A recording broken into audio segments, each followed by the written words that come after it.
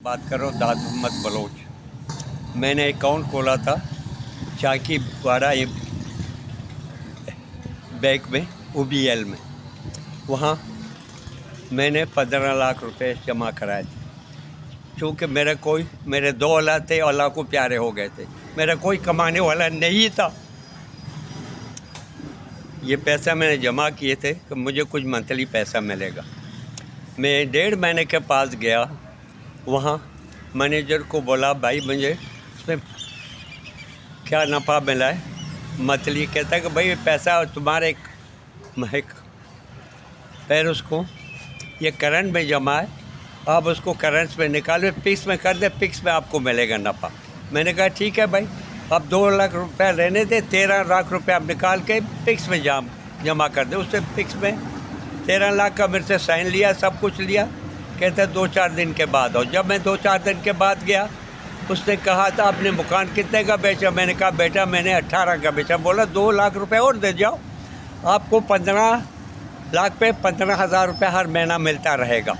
ऐसा मैं लालच में आके उसको 2 लाख रुपए मैंने और दे दिए। चूँकि मेरा कोई कमाने वाला नहीं था, मैंने कहा चलो 15 भाई बुढ़ी भी 72 साल का है, मैं 90 का अंदर हूँ, तो मैंने अपना मजबूर से मकान बेच के उसको पैसा दिया है। सारे मोहल्ले में आके देख लो, मेरा कोई कमाने वाला नहीं है।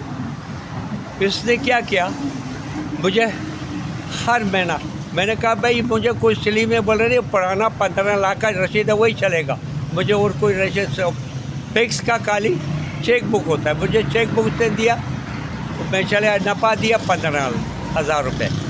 मैं 2-4 महीने का बाद अड़ी किया, मैंने कहा भाई मुझे पैसा दे दो, मैं एक व्यापारी को देना। बोला भाई बैंक ने आपका पैसा बढ़ा दिया, 20,000 रुपया हो गया। मैं लालच में आके चलो भाई 20,000।